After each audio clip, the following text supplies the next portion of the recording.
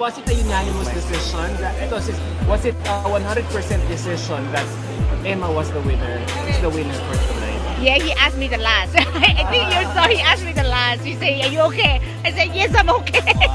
So Papa Nawal chose Emma, Yeah, you yeah. chose Emma, and then CJ chose Emma. Yes. So it's all, no disagreement about. No disagreement. What did you see in Emma looking Did I back see a lot? from day one? She's very talented. I think she will represent Miss Grand very well. That's what we see. You know, we like to explore. I'm sorry. You know, like the queen should be someone who can carry the crown strong. You know, Yes, with her own character. So that's what I see in her. When did you realize this? Was it during the first week? Was it second week in Wahin? Or was it? We analyze all the time.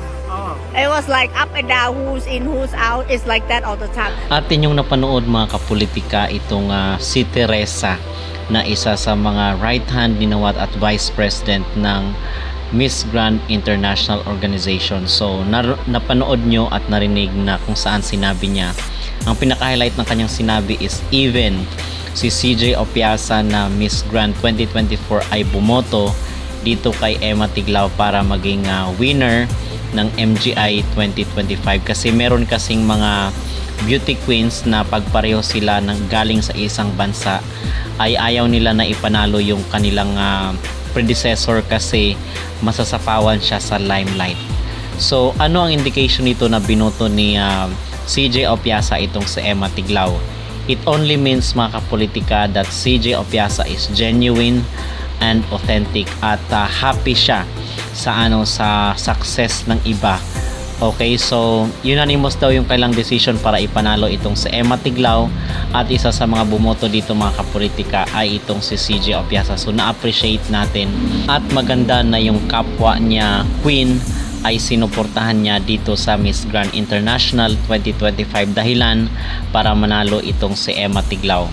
So napakaganda at sana ay dumarami pa yung ganitong mga klaseng beauty queen na kung saan ay hindi nagkakainggitan, hindi nagsisiraan, kundi suportado nila ang bawat isa na manalo sa kanya-kanyang kompetisyon. Okay?